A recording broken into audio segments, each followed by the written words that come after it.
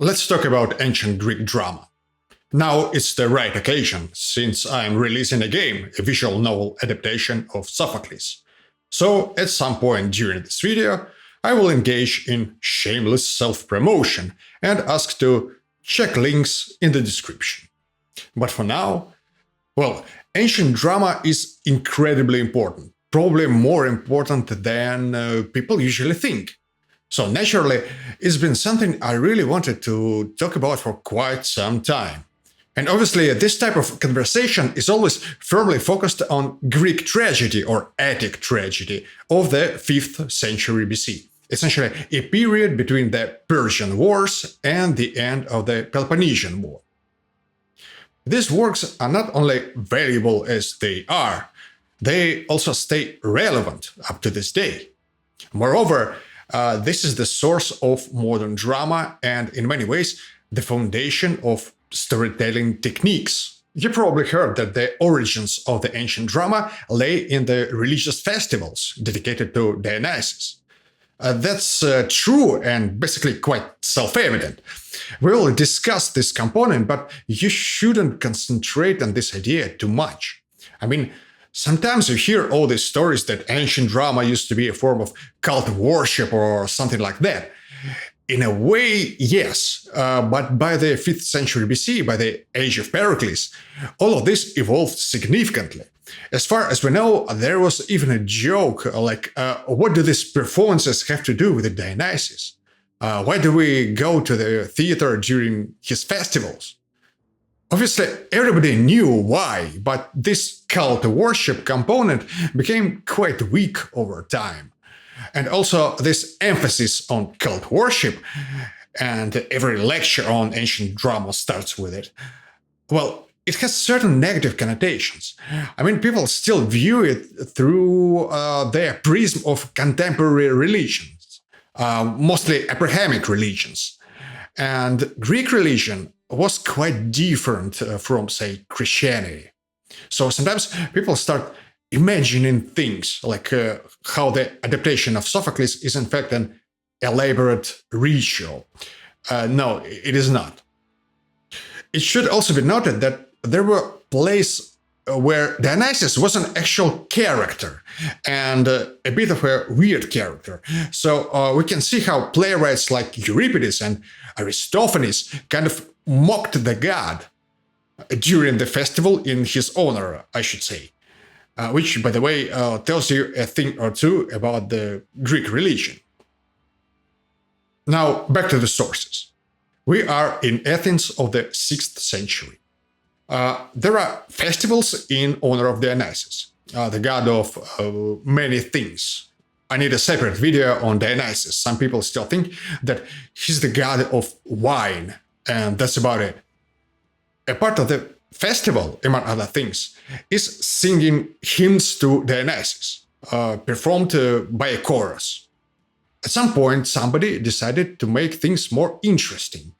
The legend says that a man called Thespis decided to dress up as some kind of a character and engage in a dialogue of sorts with this chorus that performs these dithyrambs. That's why he's usually called, first of all, the inventor of Greek tragedy, and second, the first actor ever. As you might expect, none of his works, or the works of his contemporaries, survived. I'm simplifying things, but it seems that the best analogy of what these people were doing, what essentially was this proto-drama, is, imagine a call and response song. The actor, the protagonist, goes like, "What shall we do with the drunken sailor?" And the chorus of 10, 12, 15 people answers, "Put him in the longboat till he's sober." And then they keep doing this for a while, more precisely until Aeschylus got bored and invented a proper drama. Aeschylus is the actual father of proper Greek tragedy. He introduced the second actor, kind of diminished the role of the chorus. Chorus was still a character on its own, obviously, but now the focus was different. Now we had more or less something we call theater. The important side note here is that when we're saying the second actor, that doesn't mean that there were only two characters plus chorus. That means that there were two actors present on the stage at the same time. They could impersonate different characters. But physically, that's two people. Plus chorus, which can easily be like 10 people, and chorus could actually split at some point where the first group is supporting one character and the second group is supporting the other. So this is the early 5th century. This is the true birth of ancient Greek drama. We have a few dozen names of the playwrights from this period, but we have only the works of 3 of them. The most important of them, Aeschylus, Sophocles, and Euripides. We also have Aristophanes representing ancient Greek comedy, but it is a separate subject. Although we cannot discuss tragedy without Aristophanes, so you will hear his name again. As always, the body of work that came down to us is, well, it is a tragedy in itself. Not only the works of the other authors is lost, actually the majority of works of this holy trinity of Greek drama is lost as well. I'll give you the numbers. We don't know how many plays Aeschylus wrote, but it is estimated that somewhere around 90. Only 7 survived. Or 6, depending on how you count. Most probably Prometheus Bound, which is attributed to Aeschylus, was written by somebody else, quite probably by his son. Then we have Sophocles. He wrote over 120 plays. Only 7 survived. Finally, Euripides. He wrote more than 90 plays. We have 17. Plus 1 satyr play. We'll talk about it later. And also the tragedy called Rhesus, which traditionally is attributed to Euripides, but most probably written by somebody else. As you can see, the percentage of the surviving material is quite low, but it could have been worse. Plus, you must keep in mind that we're talking about the most important playwrights. That's one of the reasons why their works came down to us. Although there is a slight aberration which I should address. You might think that judging by the number of surviving works, Euripides must be the most important of the 3 ancient tragedians. That's very debatable. And also, it is a question of taste. During their lifetime, the most popular, the most beloved playwright was actually Sophocles. Euripides was the least popular of the 3, but his popularity rose after his death due to a combination of factors, which includes the fact that he was the most psychological of the 3. Now, back to the early 5th century and Aeschylus with his groundbreaking innovation. Because it was the time when everything was changing for Athens, for the Greek world, and for theater. All of the 3 playwrights were contemporaries, which is important. They all knew each other, but there was a serious age gap between them.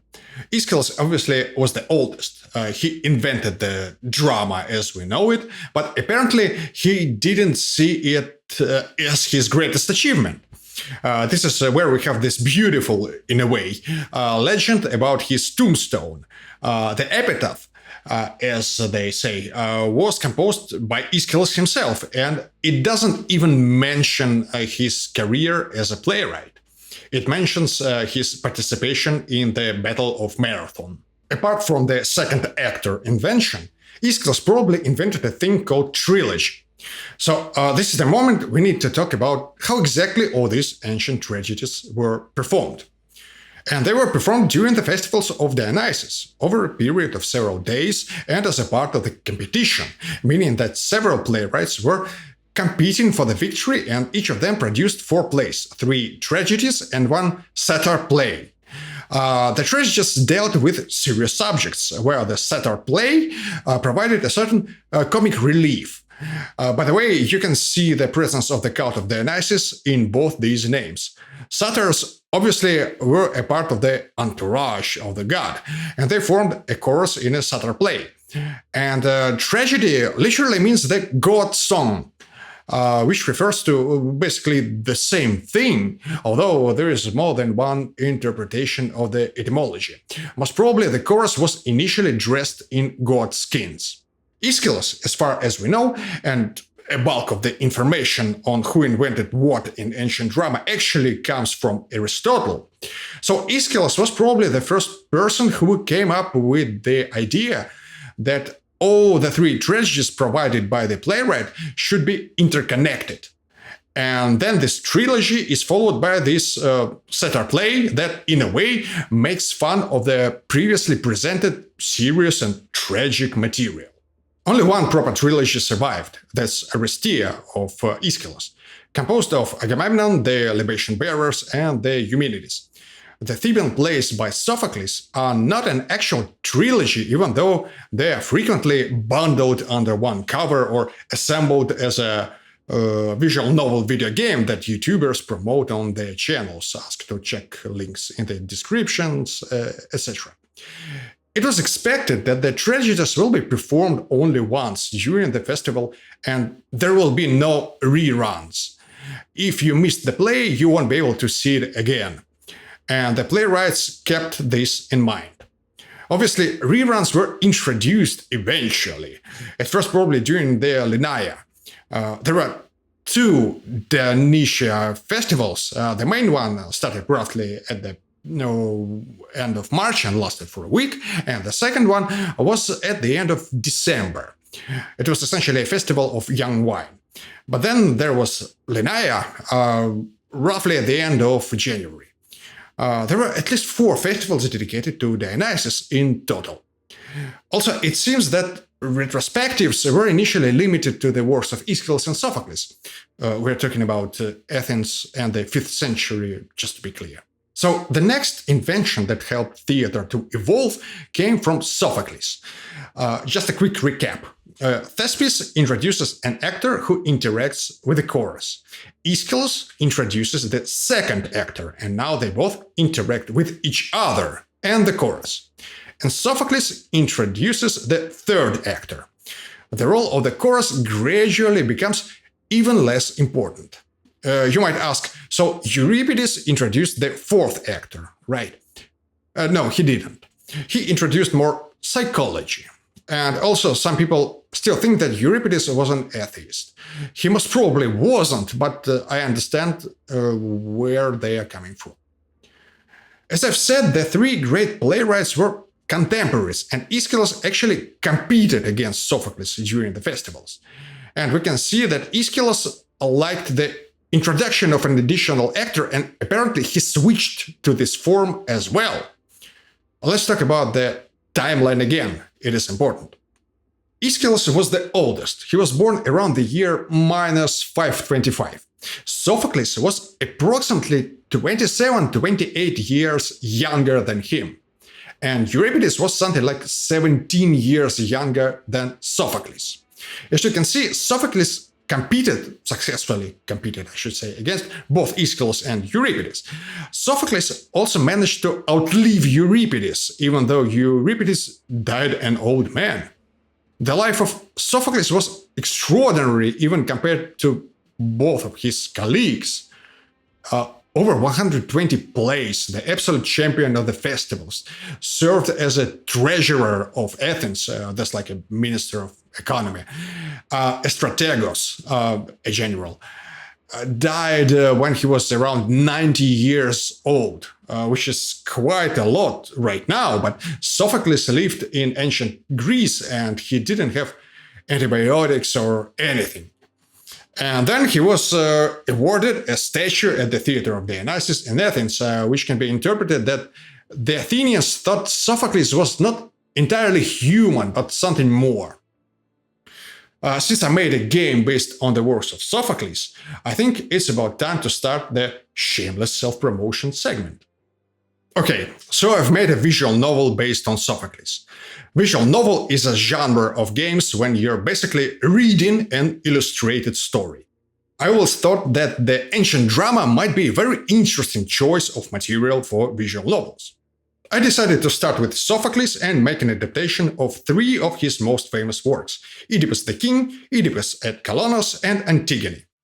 I took the translation of Richard Jebb, I took the parallel text in ancient Greek, I scripted the whole thing in the engine, and I used AI to create artwork for the game. And then I tweaked it, color corrected it, and so on. It is a reasonably long process, actually. All of the characters in the game are represented as marble sculptures, usually quite damaged sculptures. If I tried to do everything the traditional way, I'd have to spend a sizable amount of money on creating 3D models of ancient sculptures. But now I could feed references to the AI instead. Then I wrote a soundtrack, or more precisely, I assembled the bulk of the soundtrack from instrumental versions of some of my songs I've been releasing over the last decade, even though people asked me to stop. Plus some new material. Depending on when you're watching this video, the game, which is called Oedipus Antigone, Oedipus/Antigone, is either waiting for the release or available already. I'm gonna leave the links to the game in the description, first of all to the Steam page of the game, so please add it to your wishlist or just buy it if it's available and you're actually interested in this little project and you want to support this channel and the sister channel, History Myths and Myth Conceptions. I'm gonna make a separate video about the game and the Theban plays of Sophocles. Thank you for your time. Now back to the 5th century BC. There are two important things we need to touch upon: how exactly all of this was performed and what stories did the playwrights tell. And this is the moment when all the lecturers on classical antiquity start showing photos of the theater of Dionysus and the theater at Epidaurus. There you go. Also, we need to see the theater at Ephesus and at Delphi.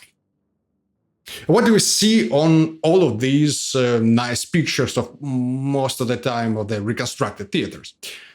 They occupy a slope of a hill and they have a distinct shape. They work with the acoustics, which sometimes was additionally enhanced by the choice of the material used during the construction, like adding empty jars here and there. So the architects naturally wanted the focal point of the theater, which was called the orchestra. They wanted it to be more or less clearly visible from anywhere in the theater, and they wanted the actors to be heard loud and clear, even in the last row. And the theaters themselves could fit quite a lot of people. Usually, scholars like to exaggerate the number of spectators, but yeah, some theaters could fit 20 or 30,000 people. The main example of the acoustic wonder is usually the theater at Epidaurus, at the sanctuary of Asclepius, around 40 kilometers from Argos or a 2-hour drive from Athens.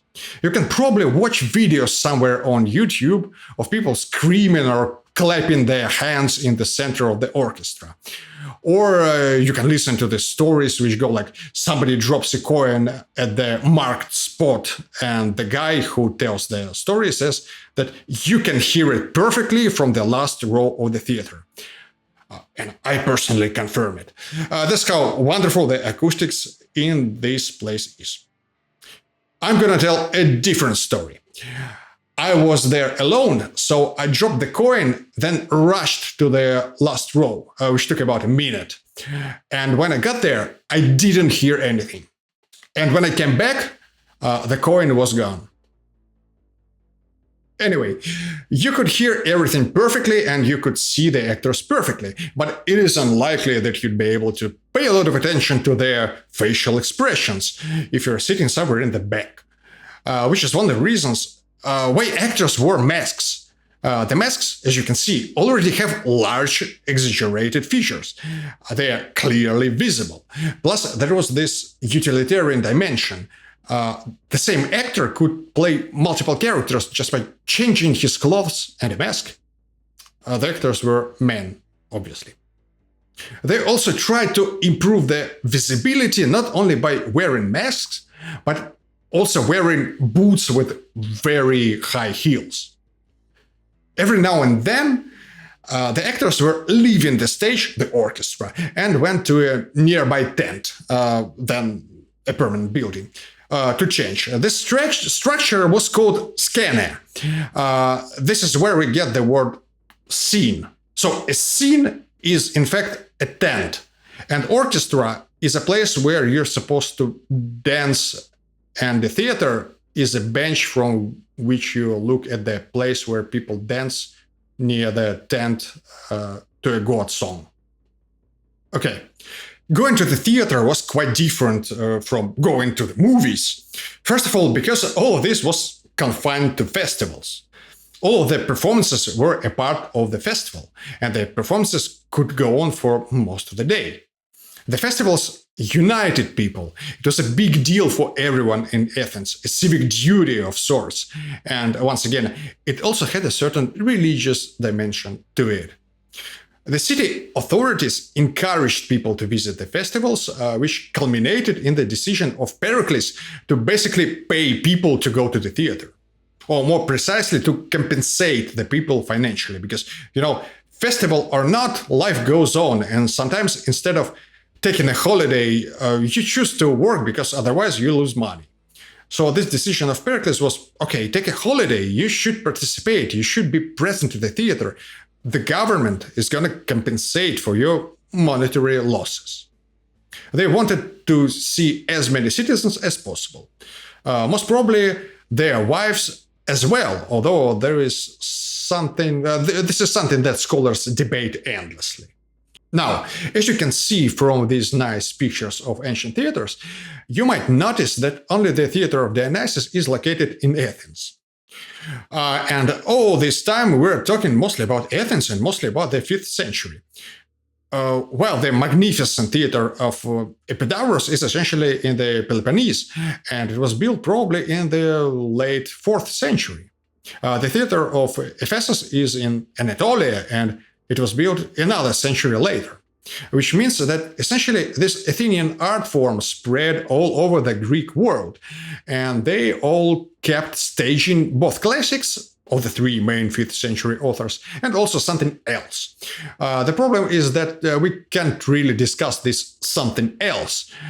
We have almost nothing. Basically, from the later period, we only have only Menander, and everyone pretends that almost everything stopped after Athens lost the Peloponnesian War. Well, not really stopped, but more like devolved into romantic comedies and stuff like that. Anyway, let's talk about the material we actually have, the surviving material, and what stories did the playwrights tell, because I guess it's the most important thing. The choice of a story is an interesting feature of Greek theater. The 5th century drama, and earlier obviously, mostly dealt with mythology. It changed a bit later, although we don't really have much works from a later period, to put it mildly. Which is a huge problem in itself, again. We have something, but the works of Menander deviate from the classical formula, which was take a certain myth, a part of the myth, and then adapt it into a play. The most notable exception here is The Persians by Aeschylus, which is funny because it is one of the earliest tragedies that came down to us, quite probably the earliest. This approach had interesting implications. Today, when you watch the movie, you frequently don't want anybody to spoil it for you. But it was kind of different for the Greeks of the classical period. Most of the time, they knew the storyline of a play and more or less understood where it was going. If you know 1 or 2 versions of the myth of, say, Oedipus, the fantastic revelation that he's in fact the son of Laius won't be a surprise. Which also means that usually the playwright didn't have a burden to properly introduce characters and explain who is who and what is their backstory. They did this to some extent, but once again, the audience already knows the lore. When a blind prophet Tiresias appears, the playwright is under no obligation to explain why he's a prophet, why he's blind, give additional information that at some point Tiresias was a woman, or the fact that he is much older than you think. So how do you keep things interesting when more or less everybody knows the story? Well, the way you work with a well-known or relatively well-known material is what matters. The way it is staged, the way it is performed, the way the dialogues are written, and sometimes your personal interpretation of the events, your angle. You can easily advance the idea that ancient playwrights were mostly dealing with revisionism. They could twist the myth the way they wanted to advance certain ideas and include unusual plot twists to a material that everyone knows. In fact, to a material that sometimes was previously adapted into a tragedy more than once. By the way, we have a fantastic example, the only surviving example when we can see how all three great tragedians work with the same material. It's the Libation Bearers by Aeschylus, Electra by Sophocles, and Electra by Euripides. They are all dealing with more or less the same myth. And Euripides famously mocks Aeschylus and one particular scene from the Libation Bearers. Of course, revisionism is not a proper term here. It is a simplification. There was no one singular definitive version of a myth. You could have a dozen contradicting versions. Nobody collected them into a certified book approved by the government authorities or religious authorities. What is interesting is that some of the versions of the myths that we all perceive as the default versions were in fact the interpretations of the 5th century tragedians. To us, the default version of the myth of Oedipus is what Sophocles tells us. But some of the components of the myth could easily be the invention of Sophocles. Or my favorite example is Medea by Euripides. We all know that Medea kills her children, but it is quite possible that this fantastic plot twist is the invention of Euripides. And theoretically, it could be a quite shocking twist for the audience, because there was a version where Medea doesn't kill her children. In a way, any modern adaptation of the mythological material, when, for example, contemporary filmmakers dissect and reassemble the source material, it is kind of the same thing that ancient Greeks did. Except they usually never had a concrete source. They had tales that were a part of their culture and felt free to rework it the way that suits their purpose. That's actually one of the reasons why sometimes it is really hard to criticize, say, modern movies or TV series, accusing them of distorting the material. Yes, they occasionally absolutely butcher the mythological material, but revisionism is not a sin per se. Now, the next thing. The three great tragedians are sometimes perceived by the audience as interchangeable people, essentially like it is one person, one great playwright with three faces. They follow more or less the same structure, they use the same mythological material, etc. Obviously, that's not true. All three tragedians had their own approach to the material, even if you can't figure it out immediately. The difference exemplified in this quote attributed to Sophocles. Sophocles said that he portrays people how they should be, while Euripides portrays them as they are.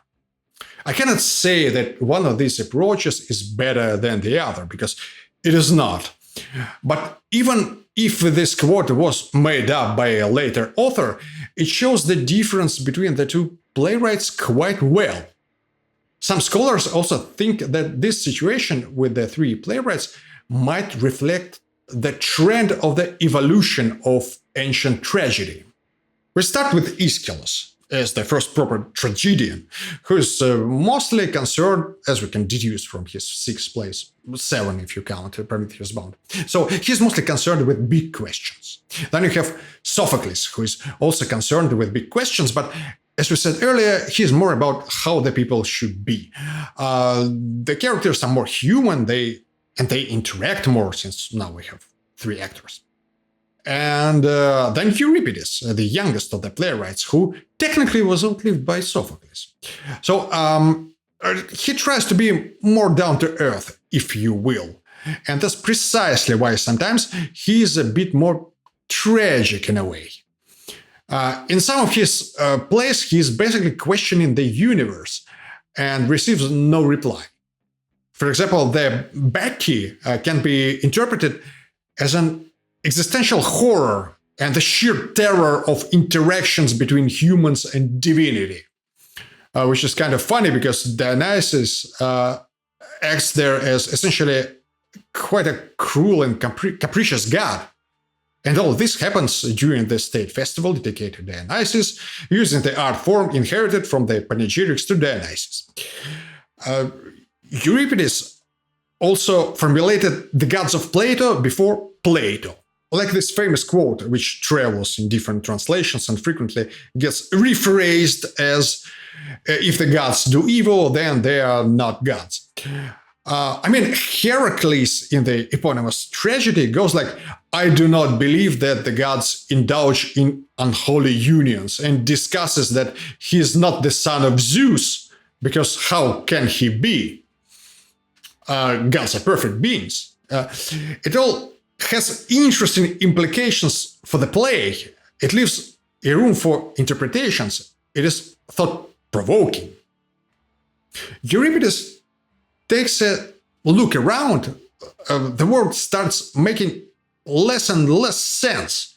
And then Athens loses the war to Sparta, and we don't have great tragedians anymore.